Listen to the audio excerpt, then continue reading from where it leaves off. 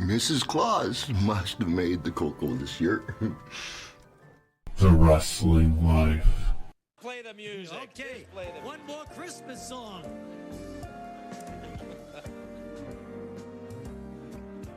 Hey everybody, it's The Wrestling Life. It's episode 394. It is it's holiday time here in 2024. I'm Ethan. And I'm Liam. Liam, we have so much to talk about this week. And as always, so many things we can't talk about on the first and only wrestling podcast. Happy holidays, Merry Christmas, Crab fans. Here we go. All right, this is not the big Christmas spectacular, the Christmas show. That'll be next week. But we have a topical discussion this week, a free-flowing conversation that occasionally touches on mature subjects, and it is WWE Raw. Get the big new Netflix logo. WWE Saturday Night's main event. WWE hiring sexual predators, allegedly. Mm-hmm. And whatever else we get into here. Let's start with Saturday Night's main event last weekend. Big nostalgia show. Jesse Ventura, Joe Tessitore, our guy Joe. What did you think of that show? Did you get a chance to see it? Did you make it a point? Did about 2 million viewers on NBC and Peacock. And what'd you think? I thought it was very easy to watch. It didn't wow me in its presentation. There's always this sort of attitude that I think they have we've talked about this on the first one of these shows, where they think like a non-wrestling fan is going to turn on this show. Yes. And watch it. Yes. So they have to if you think they have contempt for their regular audience, you should see the contempt they have for the audience they think doesn't understand wrestling and won't be able to understand wrestling. So right. They over-explain things. But yeah, yes. I mean the show was fine. They hid Jesse away mostly in some he was on the stage with Joe, and then he came down and did the commentary for the main event. But yeah, overall it was a completely watchable show. A lot of heel victories on it. Also wasn't like a particularly like feel good show like you might expect, like their previous network TV specials, like a tribute to the troops. It's like, it's a lot of heels going over on this show. But it was I thought it was pretty watchable. What'd you think? Yeah, that was the only thing that stood out to me. It's funny that you bring that up. It's almost like we share DNA or something. Yeah, that was my only thought watching the whole thing. This is fine. It's glitzy and overproduced, but that's WWE. And all the heels are winning on this show. I mean, Cody retained the title over Owens, but now they're doing Owens thinks he's the real world champion bit. Right. And which is fine. But it's like they booked a bunch of heel champions in matches on the show, and they didn't want to take the title off of, or they wanted to put the title on it. It's fine. Like this is not as heat pilled as late stage Vince McMahon WWE. So I can almost. I think they're more cognizant of we need to send people home happy than they've ever been, maybe. But that doesn't mean it doesn't stand out when it is a show with a bunch of heel wins on it. Anyway, no real big angles, I guess. Maybe the closest thing was the Owens thing in the main event. Yeah, which of course didn't even air on the show. That was all on the socials afterwards. But yeah, they teased, which they then followed up on Raw. They're doing yet another Rhea Ripley, Liv Morgan. She came out to do a stare down. Rhea came out to do a stare down with Liv. But other than that, yeah, it was pretty much just you did your thing and then you got out of the ring. So, which is fine. Again, not necessarily a bad thing. They had a couple old timers there to wave hello and not do much else. It's the happiest I've ever seen Greg Valentine. Oh yeah, I mean he looked like he was at a birthday party. Yes. When the last time he was on Dynamite or whatever, like he was at a funeral. Yes, agreed. So he looked like he was happy to be there. So hey, good for those guys getting a little payday and and a night in front of the cameras again. But yeah, it was fine. They didn't. There was no. They did not also like overload this with star power. I mean, Cody being the exception, but Yeah. you have people that are pushed on television, certainly, Drew and Sammy and Liv and EO and everything. But it's like no Punk, no Roman, not really any bloodline stuff to speak of. Not even like you'd think you'd maybe want Jay on the show to do the entrance. Right. If you've convinced yourself that non-wrestling fans are going to watch the show. But yeah, it was I thought it was, yeah, not they did not overload it. They didn't bring in Hogan or Austin or anybody like that. I mean, Hogan would obviously make more sense, being the whole theme of it was this is the 80s throwback. They're pretending they didn't do Saturday Night's Main Event in the 2000s. Well, it's probably for the best. Although I will say the first one of the the reboot, phenomenal show. Phenomenal show. Is that the Shane and Shawn Michaels Yep. street fight show? I do remember that being fun. Yep. Austin and JBL beer bash. Mm-hmm. Tremendous show. That's not what you called. Dear Lord. We have Raw kind of there this week. The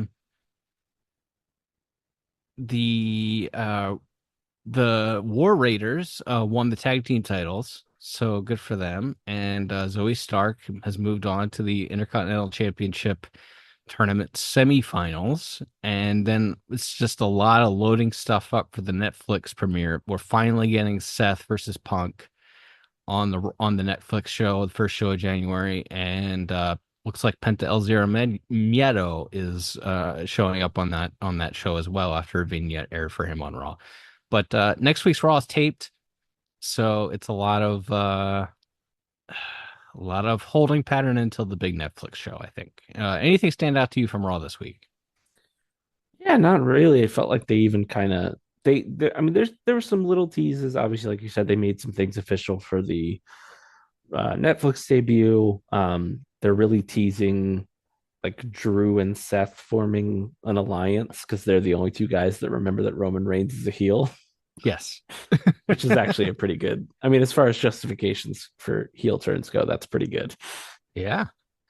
Other than that, yeah, it was pretty light on any big, like you said, they did switch the tag belts. The long reign of forehead guy and wife guy finally come to an end after their 2 title defenses in 6 months. 300 days. Yeah. Why did they split the tag belts again? Like, I don't know, man. To like, sell I more wouldn't belts do on it. Shop Zone. Probably it's fine to me. Like, it doesn't fine register. if you do anything with it to me. Oh, yeah, for sure. Like, they should do more with them for sure. I'm not arguing that they're doing it well. It's Right. just like, of things that I care about or things that I'm gonna have a problem with, that's pretty low down the list when like there's so much other stuff to get angry about. Sure. Fair enough. Women's Intercontinental title tournament, Zoe Stark moves on. Yeah, I don't have a whole lot to say about that. A little bit of an upset that because I kind of maybe thought Raquel was just going to win it. Yeah. Win it Yeah, all. I guess so. So it's Zoe Stark against Dakota Kai on one half, and then Lyra against either Natty, Io, or Albo on the other side. So we're probably getting someone who hasn't really been pushed as champion. So that's nice. Unless they give it to Io. Io is spoiler alert, the injury replacement for Kairi Sane on the tape Raw on Monday. So yeah, that could happen. Yeah. All right. Blah, blah, blah. NXT is also taped. A lot of taped shows next week. Mm-hmm. Unfortunately, Dynamite is not. Dynamite is going to be on Christmas night. Hang on, is that show live or taped? That's taped. They're taping it Sunday afternoon or evening, and then that's terrible.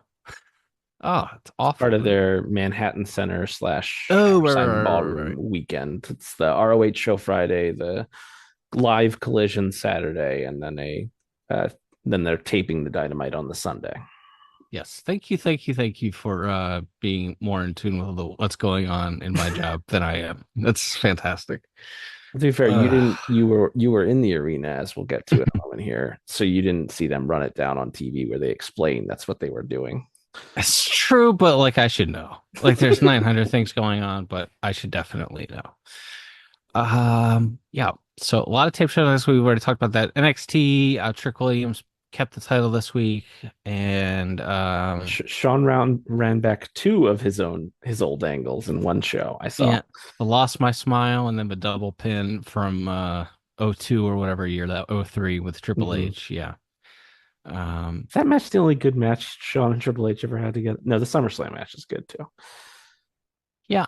I don't know if I'll ever go back and watch either one, because it's like, okay, in my mind, those were good. I But don't. every other time they touched it was pretty boring.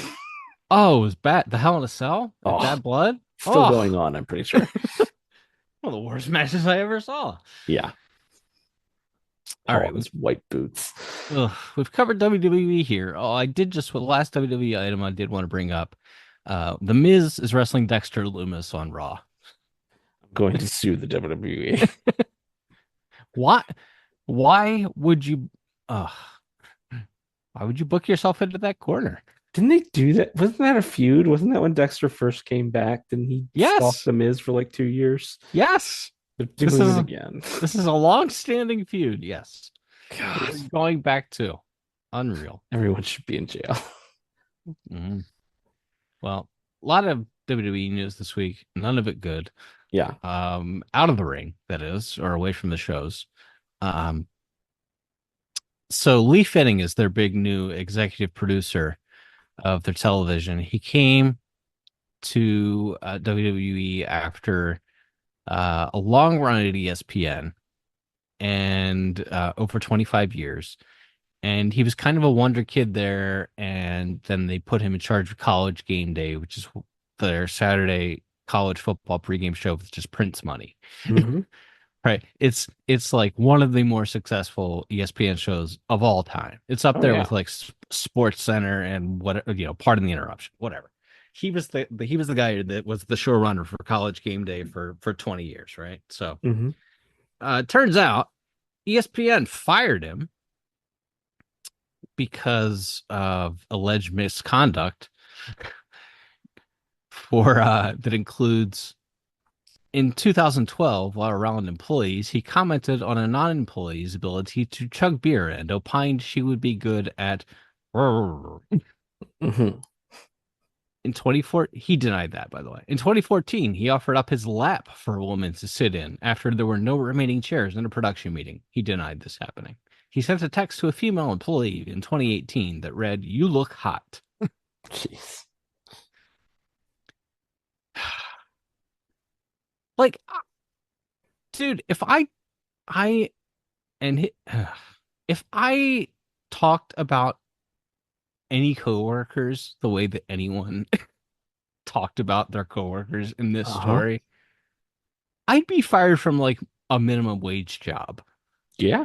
let alone being like the executive producer of ESPN's third most successful show ever, or being the executive producer credited with turning around WWE's production. Like, it's amazing to me if this guy's hired. This guy, hey, you can like the job that he does, but it's kind of ridiculous that he's hired. WWE just no commented the thing. I think they think they're too big to fail now, Yeah. and they're That's what just it feels gonna like. no comment this stuff. So, any thoughts on Lee Fitting, the ESPN producer, now the WWE executive producer, whose name shows in the credits at the end of every show, Mm. being fired from his job for alleged misconduct, and then landing in the land of alleged misconduct in WWE? Yeah, I mean that's the run of it. I mean, he was hired what I think the start of January of this year, and the end of January is when the Vince lawsuit and subsequent resignation happened. Yeah, So it's like maybe if they had if they had tried to bring him in February, maybe this would have come to light sooner. And then the thing about the that athletic piece that broke on all of this is like this was not a takedown WWE article. Like WWE is mentioned in it, and it's mentioned that they hired him just before Vince McMahon stepped down due to being accused of sex trafficking. But Right. it's really just it's more about like the culture of ESPN and sports media, I think, in general over the last 30 years or so. For sure. And the article, to your point, the article references the book Those Guys Have All the Fun, I think, which was one of a Jim Miller book from 2011, I think, talking about kind of the culture of Jim Miller has written a bunch of his oral history kind of pieces about Saturday Night Live and ESPN and HBO and yeah. He's very good at what he does. But there were just, the stories of are legendary about ESPN in the 90s and 2000s as far as being the wild, wild west. I mean, every time I watch Sunday Night Football, I see Mike Tirico. And I see Mike Tirico throwing it to Melissa Stark, one of the all-time great NFL reporters. Mike Tirico was suspended by ESPN in the 90s for alleged misconduct towards women. Multiple women. Multiple complaints. Mike Tirico is the voice of Sunday Night Football. And how much of a pest did you have to be to get suspended in the 90s for this stuff? Right, like 1992. This is pre woke, pre speaking out, pre whatever, Me Too. It's like all that stuff. Mike Tirico got suspended in the 90s. Anyway, yeah. Not good. It was not a hit piece on WWE, to your point. Yeah, it was more, this has been going on at ESPN for 30 years. And I guess the point of the article is like, it finally kind of changed when whoever's in charge now came over from Disney and started running ESPN sometime here in the last 3-4 years. And yeah, and they're cleaning house. So the bad men are gone. Now the new bosses are in charge. That sounds a little familiar. Sure does, doesn't it? But yeah. I mean, it's hard to look at this in any other ways. It's just it's musical chairs for alleged creeps. Like you wash out at ESPN after 25 years, you can still get a job in. Maybe you can't get a job in sports anymore, but you can get a job in something sports adjacent. Right. Like he's slumming it now in WWE professionally because he could not shut up. Right. Yeah, I think it speaks to the, a larger point about the culture there. Again, WWE very much, and that was, if you watch the Vince McMahon documentary, very much the point is bad man is gone. Everything's great now.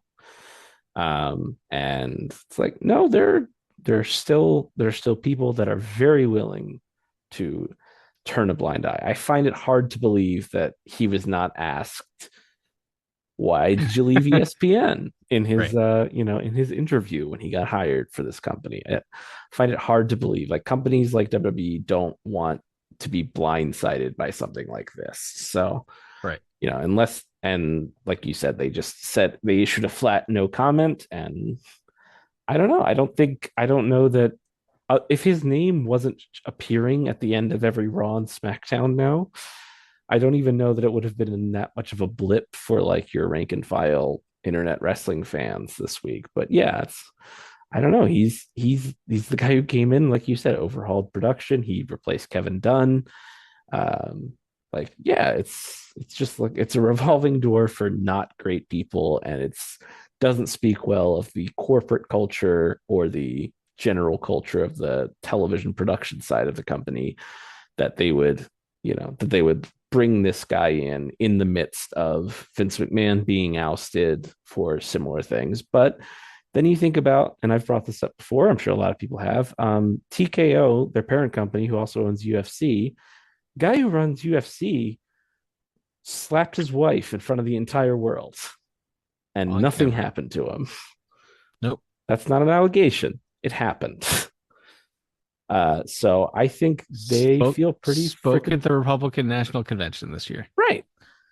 Openly supports very specific political leanings that he likes, which he's allowed to do. He's a private citizen, but clearly TKO feels pretty bulletproof, and I think they feel like they can just keep going. And if they're pressed on it further for comment, if somebody, nuts up and asks Paul at the next press conference, they can just say that, well, he's gone, well, they won't say anything. They'll just say that we're focusing on the positives, probably, or whatever his line was when they would ask him about Vince. So it's kind of diabolical how Triple H can go up there and just play, I'm just a dumb guy. I'm just a dumb mhm. guy who writes the wrestling shows. I don't know anything about any of that legal stuff. Well, Yes, it's like, well, you never put anybody in front of us who does know about the legal stuff. So what are we supposed to do? right. It's like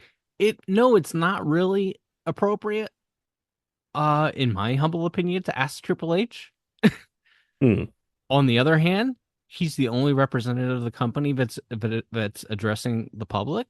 So what other choice do reporters have? So right. like, If we have made a concerted effort in the marketing, in social media, in podcasts, Triple H is Dana White for WWE now. right. Like, that is the point. He is the public face of the company. Exactly. And so if that's the case, you get asked about all this stuff, whether it's technically under his job description or not. Like, because who else you can ask? Dick Khan isn't having press conferences every other week, or once a month. Unfortunately.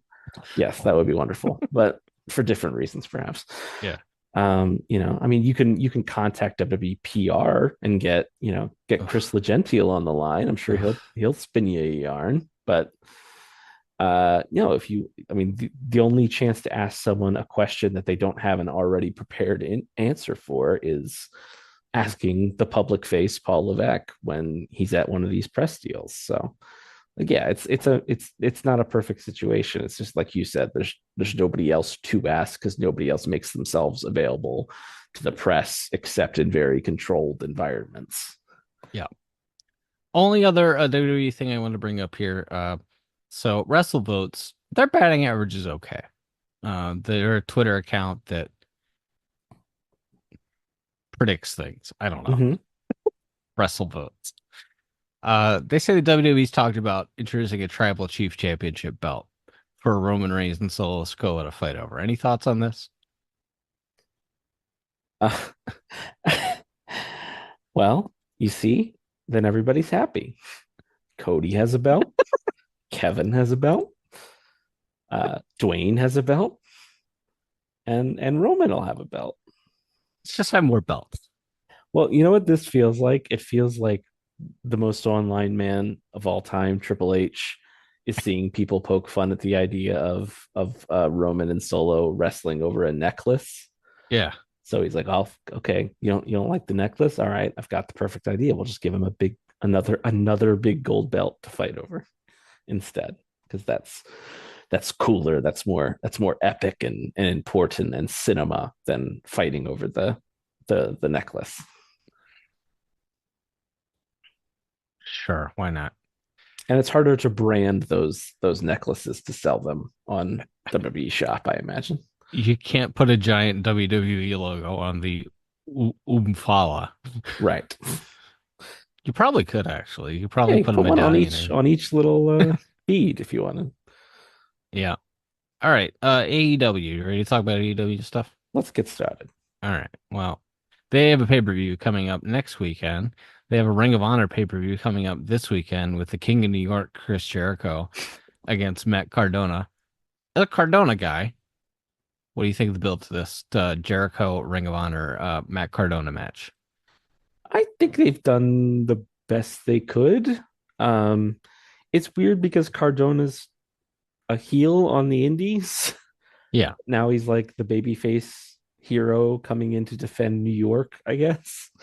Yeah. Because he's a New York guy for real. He's a Long Island guy, obviously, but yeah. So, but I think it's solid, and it's probably the most buzz that I feel like a Ring of Honor show has had, probably since the FTR Briscoes matches, at least. So it's something. It's something for for people to sink their teeth into, to go bother signing up for watchroh.com or whatever. and watching this show. So yeah, I think they've done a decent job. They did do the Jericho did do a run in at a GCW show, adding to the fuel to the flames of whatever it is that didn't start as a work, but maybe now is a work between GCW and 1,000,000%. and AEW. So I mean that got my wheels turning of like, oh, does Cardona win it here, and then they rematch for the title on the GCW Hammerstein show in January? Maybe, I don't know. Interesting. I don't know if Jericho wants to work indies or if they want to, but that would be something they could do there, and I think it would get them some buzz. I mean, Jericho would go in there and do his Kenny Omega Tokyo Dome garbage brawl, where he takes the camera and he plays cameraman and he rings the bell, and I know all the tricks. That's what he would do. Absolutely, and it would. I mean, yeah, he wrestled Nick Gage on Dynamite once, so he'll do a light tube or two if you want. Yeah, he would do it. So that, yeah, maybe not. Maybe they're not working that closely together yet where they're willing to do that. But that was my thought going in, was and he not only laid out Cardona, but also laid out Effie, who happened to be wrestling Cardona as a replacement for Ricky Starks, who was supposed to be wrestling Cardona that night. So I don't know. Something's afoot. Very much so. They are promoting a million shows at once. I mean, and they always are. I try my best not to get upset with them about it anymore, because it's everybody's doing it. It's like WWE has to promote Saturday night's main event and Raw and SmackDown and NXT and the Royal Rumble, and there's the Speed Tournament going on, and AEW has Dynamite, and then they have Collision, and they have Rampage still for a couple more weeks. And they have a Continental Classic going on, and they have a pay-per-view on the 28th, and then they have their first Dynamite on Max on New Year's Day, and there's a million things going on. So I'm not gonna try to rip on them for promoting 9 things at once when it's just the nature of how it has to be. But I will say I cannot keep track of what's going on, what's important, what matches are when. The Continental Classic is just all run together for me. It's fine. It's fine. It's pure chaos. So we have World's End coming up next weekend. Before that, we have a Christmas night Dynamite with 5 Continental Classic matches. I mean, I guess that's fine. If you want to have like Shelton Benjamin and the Beast Mortos wrestle, that seems like probably a good thing to put on Christmas night, where if someone misses it, it's not that big a deal. Although I'll say the Beast Mortos right now, favorite wrestler, non-Mercedes division. I cannot get enough of the Beast. I cannot get enough of the Beast Mortos. I got to see him live last night. It was great. He wrestled Shelton last night, right? He did, yeah. I realized as I brought out those names that this is a bad example, but was hoping you wouldn't call me on it, and you did. Unfortunately. Oh well. So I was AEW, that's it. A million things going on, a million things to promote. They had Dynamite last night, Dynamite Holiday Bash, and pretty overwhelmingly positive reviews. I was in the building. I was in a bad mood. I didn't enjoy it because I was in a bad mood. The show itself, audience was really into almost everything. And Darby Allin and Will Ospreay, I don't know how anyone could hate that. It was tremendous. It was tremendous. I mean, it's probably one of the great TV matches of all time. Is there anything that you want to say specifically about Dynamite this week, and Ospreay and Darby, and FTR's very serious promo about how they're bringing their friend, the Rated R Superstar, to on New Year's Day to help them fight John Moxley's Green Trouser Collective? Anything that you want to talk about from Dynamite? I mean, yeah, I liked most of the wrestling on the show. I thought Mercedes and then I have to watch back because I did not have a great seat, and because of where people were on the floor, like I could only see over the second rope. I hate that. Yeah, that's not great. It was a good building because it's a smaller building and it was a smaller crowd. Is that the same place that New Japan goes when they come to It, DC? it is. Okay. Yes. But anyway, I need to watch that back. But was that any good? I liked it a lot. I think Mercedes is on a little bit of a streak right now. Okay. Statlander match, the last pay-per-view was really good. She had I thought, just a brilliant match with Hazuki on the New Japan Long Beach show in on Sunday, and then Mm-hmm. yeah, I thought she and Anna had a good TV match. They didn't try to do a million things. They didn't try to fit a 30-minute match into a 12-minute match. Right. So I thought they did well. I thought Mercedes gave Anna a lot as far as like she really tried to sell like being terrified of getting locked in the Queen Slayer, Right. the sleeper hold that Anna uses as her finisher. So I thought she did a great job. She gave her a lot, and like the only way she escaped it was by biting Anna Jay, which was I thought was it was good. It like she gave Anna a lot in even in beating her, and I think Anna Jay's also had a pretty good like fall season here. They put her in there with Mariah a bunch, and now getting to work with Mercedes. Like she's had a good year or a good last quarter of the year at least. And then yeah, I think Mercedes is picking up steam. She's picking up steam. I'll say that. Yeah. MJF promo, MJF live promo. Oh, The crowd goes along with it because it's part of the show. You know what I mean? mm-hmm. He was at almost at one point he gave a line and it fell flat, and then he basically begged for a reaction and the crowd gave it to him. Yeah. It's like, I'm not going to nitpick the guy's promos because he could probably verbally turn me into a fillet of fish, but yeah, I don't just know.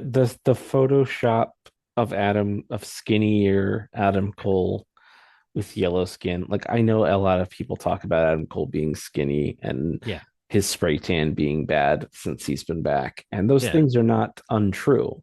yes, But I wouldn't say them about it. Even I wouldn't have a heel even say them. I know the idea is that he's over exaggerating because he's a jerk, but like I don't know. Do we need to point out like the real things that are super hurtful that people say about the nicest man in wrestling all the time? That he's too skinny and that he's jaundice. not exactly the same thing, but like Bobby Heenan never went on television and said, you know what, the Hulk Hogan, he kind of has a beer belly, and you know Yes. what, he's bald. Right. Yeah, he has really big arms because he does a lot of curls, but he has a beer belly and he's really bald. Bobby Mm-hmm. Heenan never said that on TV. Right. Like what good does it do? It's a little bit of the Jericho book philosophy of Right, okay, so you're gonna go wrestle a skinny dork who's injury prone, and if you beat him, what does that get you? And if you right, get beaten by that a skinny dork who's injury prone, you got beaten by a loser. So yeah, who did this help other right, than we had to fill 15 minutes on television as is our obligation to our television network. right. Christian Cage, Nick Wayne beat Hook and Katsuyori Shibata. I don't care. I don't care about Eventually Joe's got to be back soon, right? I hope so. I don't know. I don't care. I Or don't just care. like another guy who like is cool and cuts good promos and has good matches on the show. Problem is that Samoa Joe would have to exist in the same universe as the Green Trouser Collective. It And it's was like weird. I mean, they're Samoa Joe would mess up the Green Trouser Collective and would right. not be afraid of them. And everybody's thing is they're kind of afraid of the GTC. Yeah, which is one of those things where you have to put them in their own universe. Right. Like I think I give credit to MJF. I think he was like the first guy outside of that program to mention them. Yeah. A couple of weeks ago, he was cutting a promo on Adam Cole about how like him costing Max the title somehow led to Moxley getting the title, and now he's ruling Dynamite with an iron fist, and it's all Adam Cole's fault. It's like, wow, I think it's the first time anybody outside of like, other than like the Geek Squad who gets beat up by the Green Trouser Collective. It's like even like the people that were in that feud at the start, like Daniel Garcia and Private Party aren't really around for the GTC anymore. No. No, they're not. They won their belts and they're like, all right, we're done. We're done defending AEW's honor now. We have belts. Right. Garcia's like somehow involved in the Hurt Business thing, I Yes, a little think. bit. Yeah, he did come out to make the save for Beast Mortos. Um, Yeah. Has LFI just abandoned the beast? yeah, that's a weird one. Jake Roberts, the head of Honorary Latinos? they did like this thing where Beast Mortos was will he or won't he join? Then he joined, and then Roosh and Little Roosh Yeah. just Roosh Jr. yeah, El Hijo del Roosh left television again for like the 60th time since they've both worked there. Like, I know a lot of Visa stuff happens at the end of the year. Yeah. Like, you'll see a weird thing on NXT or something where an Australian wrestler will do an injury angle, and then it's like, oh, so and so from Australia is gonna miss the next 4 weeks exactly, and they'll be back in the second week of January once they get their visa straightened out. Mm-hmm.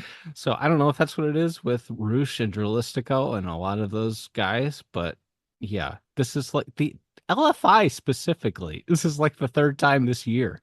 Yeah, there's just like I know at one point, like I think Roosh had a like his wife had another kid, so he was out for that, and then maybe there was an injury at one point. But yeah, I don't know what the deal is now. But yes, regardless, now it's just poor Beast Mortos left Eat to get beaten pins. up every week, and yeah.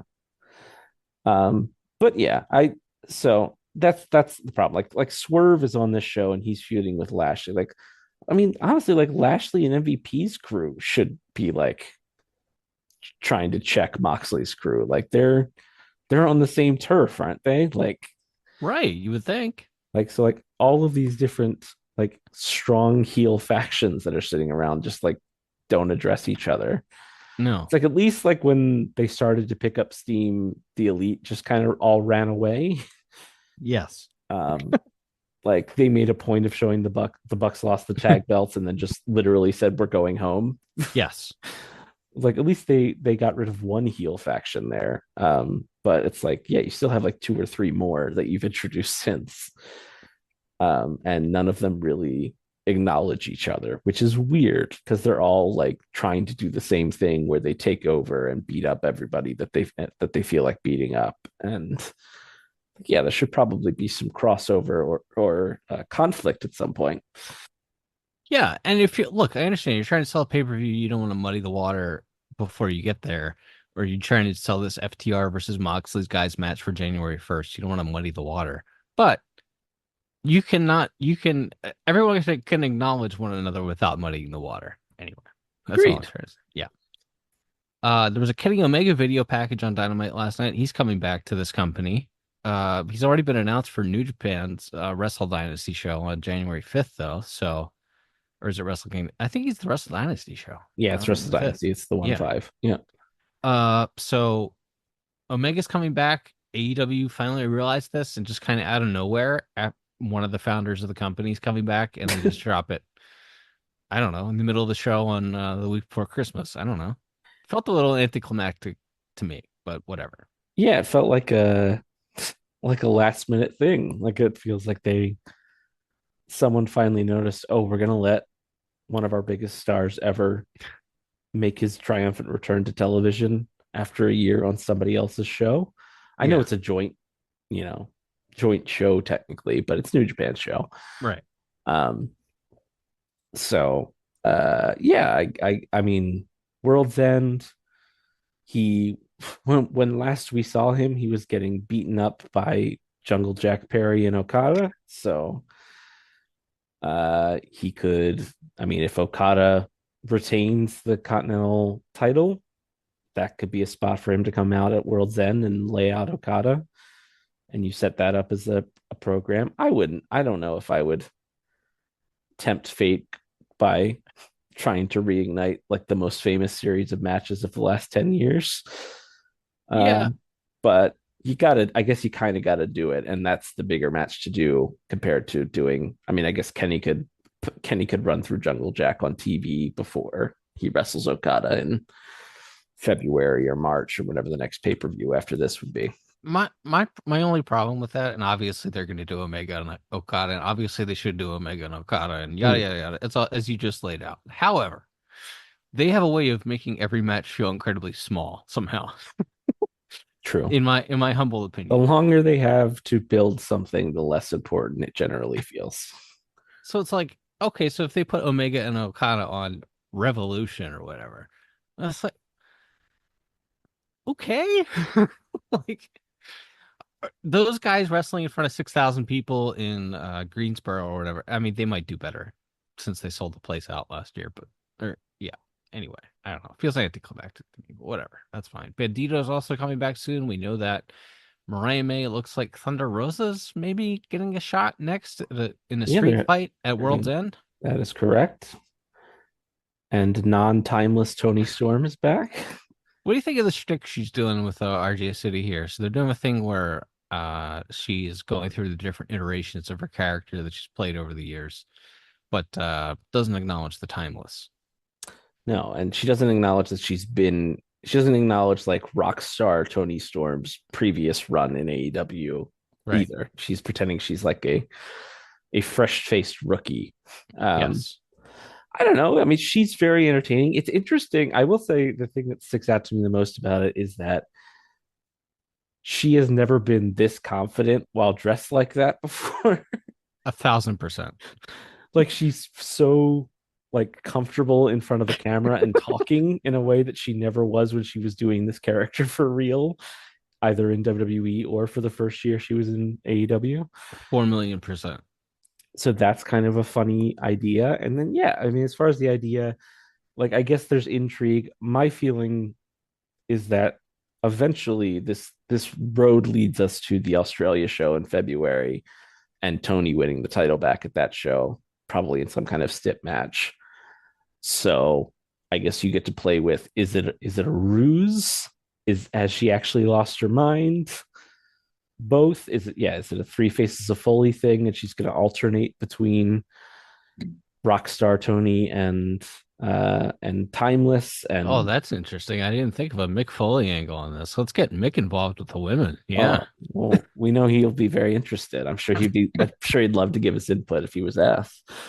I kind of don't know how I haven't seen a long soliloquy from Mick on the internet about how much he loves Tony Storm. It is kind of shocking. Yeah.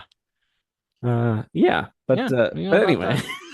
But anywho, overall, we enjoy it. Yeah. Yeah. I think, she's wildly entertaining. And then it's a bit of intrigue of where you can point people towards you're clearly going back to Mariah and Tony at some point, but you get to do twists and turns on your way and try to figure out is she actually a lunatic or is she, crazy like a fox in this case. So it's fun. Right. So they absolutely made Ricochet a total geek on Dynamite this week. Yeah, it's like his gimmick now. His gimmick is he's an absolute loser, a bald loser. And nobody likes him. Who everyone is annoyed by. And it's like, frankly, kind of my opinion of Ricochet. I was going to say, it's the most like natural, I feel like, character he's ever played in wrestling. It's like, yeah, I believe this guy is a dork who tries to sound cool and comes off like a massive idiot. Yes. And I saw one of the wrestling accounts on Twitter posting this week about how Lucha Underground had it right when they put him under a hood and they wouldn't let him speak. And it's like, oof. Yeah. Yeah. Oh, well. Poor Ricochet. He'll be okay. Whatever. He's feuding with Swerve Strickland. Prince Nana also managed to get in that Ricochet's bald this week. I don't know. Fuck counterproductive. But that's fine. That's the meme though, right? The why you bald.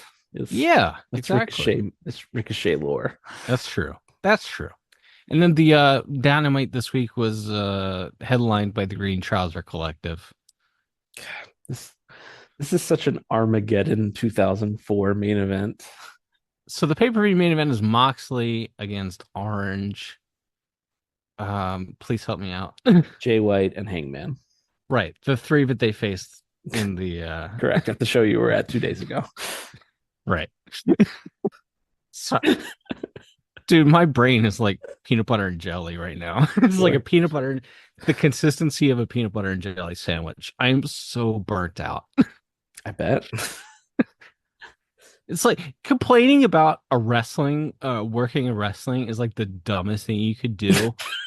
And yet at the same time, it's like, well, even if it's stupid wrestling over the last 5 years, it's like I could probably count on one hand the number of days where I haven't had to watch a lot of wrestling. It's like I am just fried. Anyway, World's End. Green Trouser Collective World Championship. John Moxley in a 4-way. I don't know. It's a B show main event. It's a Why nobody did they win the match? Why did they beat all the challengers? The challengers cannot coexist, and so they couldn't coexist to beat the Green Trouser Collective this week. correct. Here's my thing, and that was the whole point of, obviously you didn't hear this because you were in the building. Right. Commentary was like Shivani and Excalibur are really hitting like, oh my god, these guys have got to get on the same page before this main event match. It's like it's a 4-way. Right. Why did they have to get on the same page? They all should hate each other and want Yes. to undercut each other. Yes. Like, why is it a bad thing for Jay White and Hangman that Orange Cassidy got rolled up in pins? Yeah, they should be cheering. Okay, they're banding together to like defend themselves from getting like gang attacked after the match. I guess that makes sense. They have to get on the same page to defend themselves and each other so that they make it to the match, I guess you could say. Right. It's just weak sauce. And I was trying to figure out why you would main event with that on Dynamite when you had that Ospreay and Darby Allin match, which, if we haven't said enough good things about, was incredible. It was so much fun. Yeah, I thought it was like Darby's had a lot of really good matches this year. Mm-hmm. Will Ospreay's obviously had a lot of good matches this year, but like those two guys together, it was like, yeah, it was good. It was chocolate and peanut butter. Like it was really good. Dials clash off the apron. Mm-hmm. The coffin drop to the apron. Yeah, made the sickest sound I've ever heard. Yep. Yep. You heard it. Hearing that in person. It just sound like you ever like smack two 2x4s together? Oh my god, except that was his spine. Yeah. Unbelievable match. Yeah. It was crazy. So like that was great. And it was like that was the semi-main to the to a 6-man to a can they coexist 6-man. I was like, oh shit, I'm watching 2019 WWE right now. Yep. Like there's kick-ass wrestling all over this show, and it's all second fiddle to like melodrama that isn't particularly interesting, and that it's very clear that they're not going to change the title in a 4-way on a December pay-per-view. So it's like, yeah, we're just treading water. Can I talk about Moxley for a second? Sure. Moxley, Wrestler of the Year winner. Mm-hmm. Not that the Wrestling Observer Newsletter Awards mean a whole lot, but anyway, I think he won our Wrestler of the Year polls 1 year too, which do mean a lot. Exactly. He's won Wrestler of the Year twice in a Wrestling Observer Newsletter voting, by the way.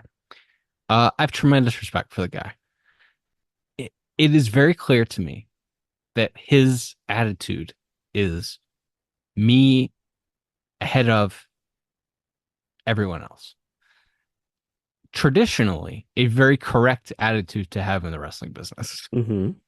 No one's going to look out for you. No one's going to take care of you. You need to take care of yourself. I understand that. At some point, the guy has to sell something. He kind of sells the orange punch. Yeah, somewhere around the finish to the match on Dynamite this week, he ate two finishers. He ate an orange punch and maybe a buckshot or a blade runner or something along those lines. Mm-hmm. And he kind of stumbled back. I thought he was, the problem is he's selling like Andre the Giant. Right? He's selling like Andre the Giant, and this guy's a very fit 6'2", 220 guy. I don't know. I think his ring work is vastly overrated because he's pushing 40 now and he's banged up and his promos are good, but this character needs a filter. And I think Wrestler of the Year John Moxley is like freaking hilarious. I mean, I don't know how many people would vote for him this year. But yeah, I certainly wouldn't. I don't have quite the same aversion to to him that you currently do. I find his selling or his lack of selling anything just so frustrating. And I'm not a wrestler. No, that's fair. But you're not a chef either. But if you don't like your sandwich, you're allowed to say it. Right. Like, Yeah, I suppose. yeah, I guess my thing with him is like I think what he's going for is like a Minoru Suzuki Ishii type thing where it's like you don't sell, you don't sell, you don't sell, you absorb it, you absorb it. You're putting on the brave face, and then eventually you crumple. Right. Which is kind of what he does. I don't think he does it as well as those guys, which is, not an insult because those two are like two of the greatest who have ever lived at doing that. Right. But yeah, it's noticeable. Like he does not, he book his matches. He is mostly booked to be like a Brock Lesnar type, a man who feels no pain, like, which is, I think it's easier, I think, for that character to work when he's a heroic babyface tough guy. Sure. When he's supposed to be the top heel, generally speaking, it is hard to have a top heel who doesn't do a lot of selling for your baby faces. He's got to get his comeuppance at the end of the day. Right. And look, somebody, probably, I would assume Darby or Ospreay or whoever, is gonna beat him. That's a separate problem we can discuss maybe like next year. Yeah. Who's like the heir apparent top babyface in this company? Because I think there are choices, but I don't. None of them feel like they're being groomed to be the guy who beats Moxley. Can I tell you, Will Ospreay got the biggest reaction last night or 2 nights ago in the building. They brought him in and he won like his first 25 matches. Yeah, he's super over. And yeah, and he's cut really good promos over. Too. Cut the promos of his life. Guy who couldn't talk, cut the promos of his life. Now he's losing to the protostar Kyle Fletcher. Clean. Like, I think they botched that one, is all I'm saying. I think that's the closest they've ever come to demonstrating to me an ability to get a baby face over and keep him over, is that when they had Ospreay come in and win his first 25 matches. Like, I mean, he felt like the hottest, freshest thing on the show, and they built up to him and Swerve, and then Swerve beat him. Yeah, which at the time I don't think was a terrible idea. Sure. But the follow-up, he then lost to MJF. Yeah. And he got his win back, but he still lost. Yeah. And then he went into this feud with Kyle and lost there. And then he's lost a couple times in the classic year. So it's, again, you were protecting this guy and positioning him as your next top, like tippy top, no doubt star. And now he is one of 3 or 4 guys who are still very over, but do not feel like they are positioned to be the number one guy, because it feels like maybe you don't want a number one guy. Yeah. That's weird though. Yeah, I agree. But also we saw WWE do the same thing for like 10 years. Besides John Cena, they didn't let anyone ever get over to a certain degree. Yeah. I mean, look, I don't know, man. The 2 guys, if you look at Cody and Punk, maybe it's the same thing. They tried to, building entire shows around one guy and they left. So we're just going to keep everybody at like a upper mid level. Is it that, or is it that Tony is the booker and Tony likes all the wrestlers and Tony doesn't want to bury any of the wrestlers? and Tony is very open to collaboration and suggestions. Sure. And what we end up with is what we see every week as a result of all this. A wonderful variety show is what you're saying. Yes. Yeah, I think that's probably a big part of it too. And again, it's funny because I remember in the lead up to that Osprey Swerve match, there being a thing about like Osprey pushed to do that match earlier than maybe Tony would have booked it, because he's like, nobody should have a problem putting over the world champion clean. Right. And we got to clear the decks for Bryan Danielson. Right. And I was like, okay, that makes sense to me.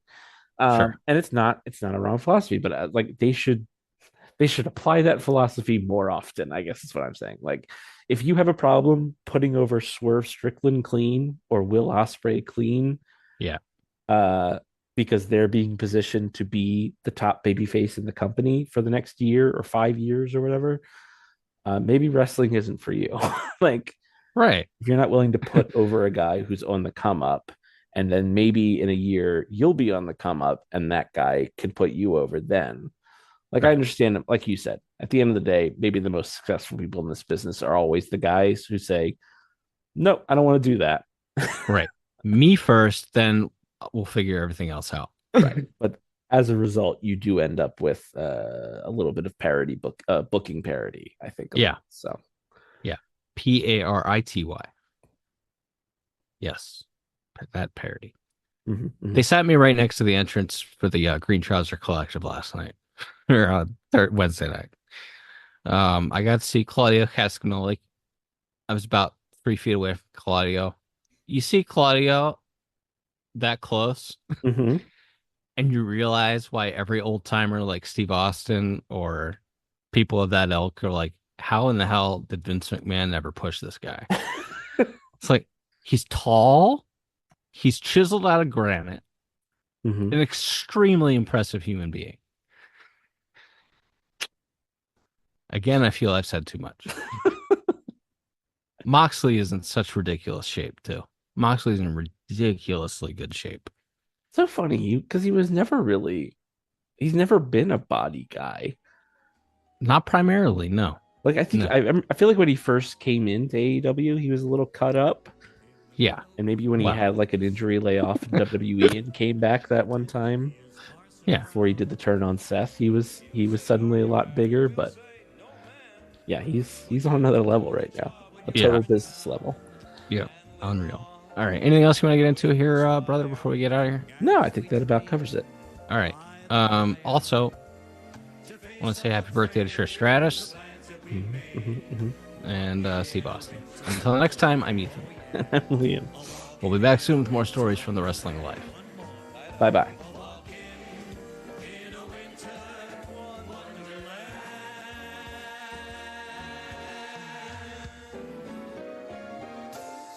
Merry Christmas, everybody. Night-night. Merry Christmas, Reach. Merry Christmas. Thanks for listening. Don't forget to leave us a 5-star review on Apple Podcasts. Now, here are this week's bonus features.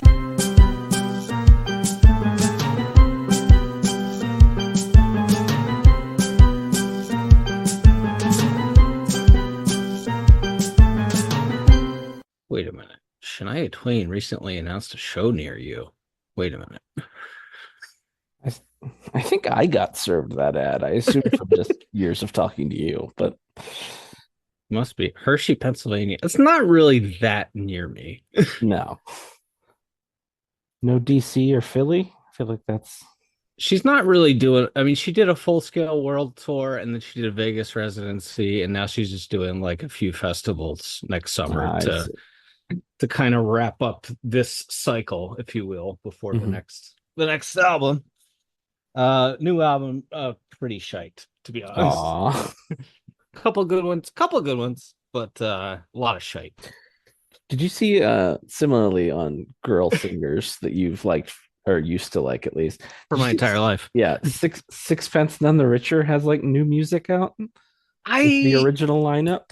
I don't think so. No, I was aware something happened, but not exactly what it was.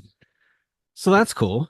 Yeah, I have. Well, my next question was going to be if you've listened, but obviously there's an answer to that. So Yeah, I haven't yet. I'll put it on Spotify while I'm out walking my dog for 6 hours tonight. fair enough. Yeah, I don't know if it's just one song or if they've put out a whole new album yet, but Right.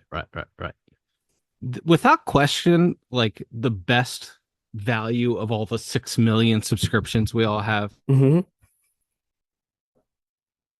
I Spotify. have, yeah, Spotify. It's funny because I feel like when it first came out, there was a real attitude like, "Hey, you can pay me you can pay this company $10 a month, and you can listen to every song ever made." Yeah, And everyone was like, "I'm not gonna pay $10 for every song in the history of the world. F off." right.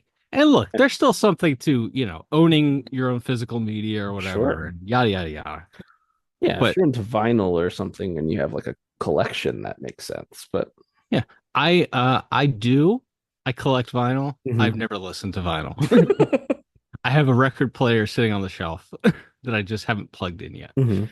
It's more hypothetical at this point, but Sure. yeah.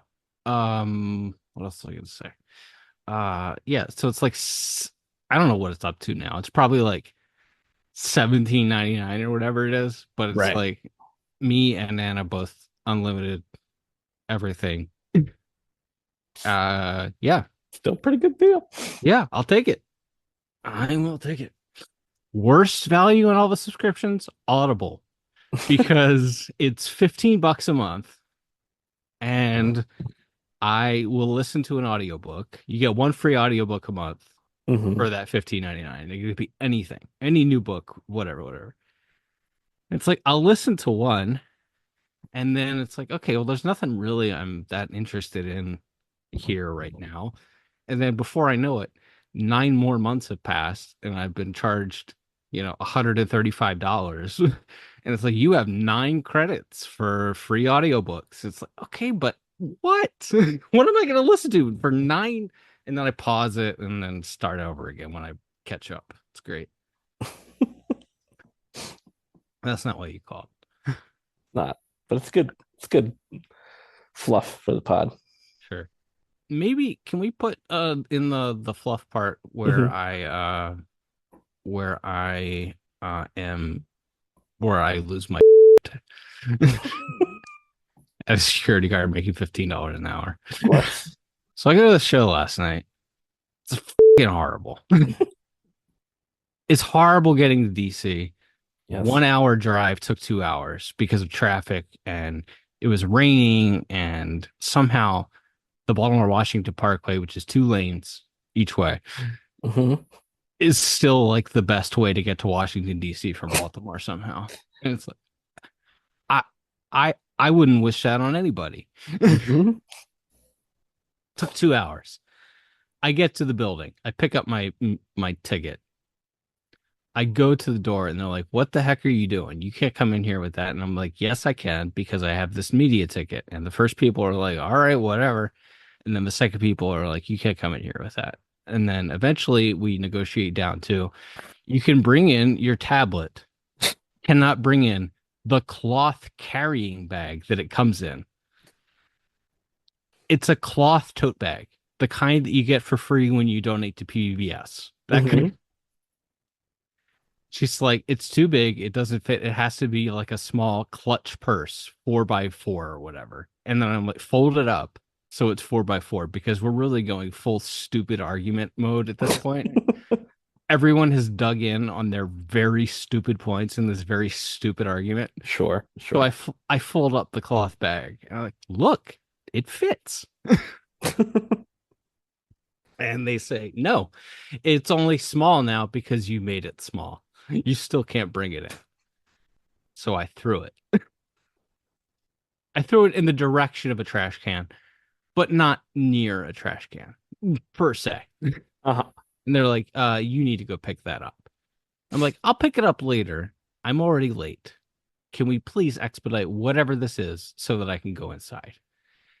And the woman was like, I don't know why you're giving me attitude. And I said, this started because you were giving me attitude and because you don't know how to listen. It's like, well, I really don't have an attitude. I hope you have a good night. Look who's back. Regis is back. What? Got a lovely Christmas sweater on. Look at you. You look like a perverted uncle. I do look like a perverted uncle, Regis. That's the intro to Regis and Craig Ferguson singing Winter Wonderland. Oh, I recognize it. Welcome back, everybody. Look who's back. Regis is back. Yeah, you got a beautiful Christmas sweater on there, But you listen, look at yours. You look like a perverted uncle. I do look like a perverted uncle. It's true. I'm like creepy uncle for Christmas. Very creepy guy. Just play the music. Okay. Just play the music. One more Christmas song. Sleigh bells ring. Are you listening? In the lane, snow is glistening. A beautiful sight. I try to keep on keeping on.